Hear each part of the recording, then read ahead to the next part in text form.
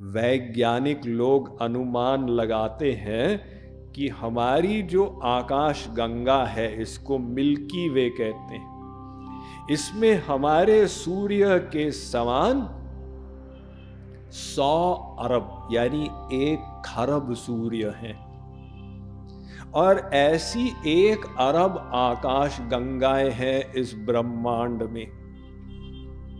इतना बड़ा संसार हमने क्या मन से बना लिया? अगर मन से बनाया तो मन ने तो बहुत बड़ा कमाल कर दिया।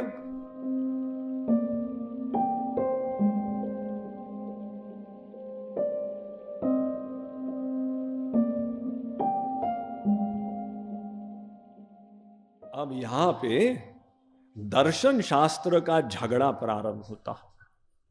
कुछ दार्शनिक लोग इसका ये अर्थ निकालते हैं असत का कि ये संसार है ही नहीं। वो कहते हैं जगत मिथ्या। आप लोग भी सुने होंगे, ब्रह्म सत्यम जगन मिथ्या जीवो ब्रह्मैव नापर। ब्रह्म सत्य है, जगत मिथ्या है और जीव ही ब्रह्म है, ये ज्ञानी लोग बोलते हैं। तो संसार को वे मिथ्या मानते हैं। अब मिथ्या क्या होता? मिथ्या का मतलब टेम्परेरी नहीं, मिथ्या का मतलब संसार है ही नहीं, मन की कल्पना है। तो ब्रह्मज्ञानी लोग कहते हैं कि तुम अज्ञान में हो, इसलिए तुम संसार का अनुभव कर रहे हो। अगर तुम्हारा अज्ञान खत्म हो जाएगा तो ये संसार भी खत्म हो जाएगा, अर्थात संसार है ही नहीं। जैसे खरगोश के सींग, आप कभी देखें खरगोश के सींग? नहीं स्वामी जी, क्यों? होते ही नहीं, देखेंगे कैसे? जैसे आकाश से खिला हुआ फूल कभी देखें? जी नहीं, क्यों? होता ही नहीं।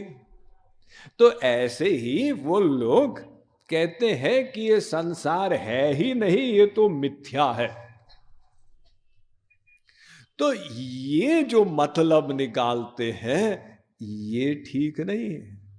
श्री कृष्ण ने ये नहीं कहा कि ये संसार मिथ्या है, वो कहते कि ये असत्य है। असत मतलब टेम्परेरी, और मिथ्या कह दें तो फिर हमको संसार की प्रतीति क्यों हो रही है? अगर ये संसार हम लोग मन से कल्पना कर रहे हैं तो सबने एक ही प्रकार के संसार की कल्पना कैसे कर डाली? सब अलग अलग करते। किसी ने यहां पर माइक बनाया, किसी ने फूल बनाया, किसी ने घड़ी, किसी ने तौलिया, सब अलग अलग बनाते। और ये संसार तो इतना विचित्र है, एक परमाणु, उसके अंदर 300 तत्व साइंटिस्ट लोगों को मिल गए। ये इलेक्ट्रॉन प्रोटॉन तो बहुत पुरानी चीजें हैं, आजकल तो क्वार्क इत्यादि चलते जा रहे हैं। और दूसरी तरफ यदि आप वृहद में जाएं तो आकाश गंगाएं, ब्रह्मांड। वैज्ञानिक लोग अनुमान लगाते हैं कि हमारी जो आकाश गंगा है, इसको मिल्की वे कहते हैं, इसमें हमारे सूर्य के समान 100 अरब यानी 1 खरब सूर्य हैं और ऐसी 1 अरब आकाश गंगाएं हैं इस ब्रह्मांड में। इतना बड़ा संसार हमने क्या मन से बना लिया? अगर मन से बनाया तो मन ने तो बहुत बड़ा कमाल कर दिया। तो ये संसार हम नहीं बनाते, ये भगवान ने बनाया। वो सृष्टि करता है और भगवान का बनाया हुआ संसार मिथ्या नहीं होगा, क्योंकि भगवान मिथ्या नहीं है। इसलिए ये संसार है, इस संसार को आप खत्म नहीं कर सकते।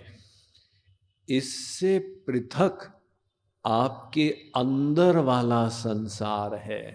वो भीतर वाला संसार मन से बना हुआ है, ये मिथ्या है। अगर वो भीतर वाला संसार खत्म हो जाए, बाहर वाला संसार भगवनमय हो जाएगा। इसीलिए रामायण में जब दशरथ जी ने आज्ञा दी, ठीक है राम तुम जाओ वन में 14 वर्ष के लिए, तो राम लक्ष्मण सीता जी निकले। वहां से भरत जी जनकपुर से वापस आए और उनको ये समाचार मिला, वे अत्यंत परेशान हुए। उनने कहा ऐसा नहीं हो सकता, अयोध्या के नरेश तो राम ही बनेंगे, मैं जाके उनको मना कर वापस लाऊंगा। तो वे अयोध्या की पूरी सेना के साथ निकले और राम लक्ष्मण तब तक श्रृंगबेरपुर से भी आगे निकल चुके थे। तो लक्ष्मण जी ने पहले देखा भरत सेना लेके आ रहे हैं। लक्ष्मण जी ने राम को कहा, लगता है भरत को राज मद हो गया, उसको अब अयोध्या का सिंहासन मिला है ना, तो उस सिंहासन का उसको अहंकार हो गया। इसलिए हम दो भाइयों को यहां असहाय देख के हमको खत्म करना चाहता है, ताकि फिर निष्कंटक राज्य करे। तो उस समय राम ने कहा था, भरत ही हो इन राज मद, विधि हरि हर पद पाय। अरे लक्ष्मण, तुम अयोध्या के सिंहासन की बात कर रहे हो, अगर भरत को विधि हरि हर का सिंहासन मिल जाए तो भी उसको राज मद नहीं हो सकता, क्योंकि उसके अंदर वाला संसार खत्म हो गया है।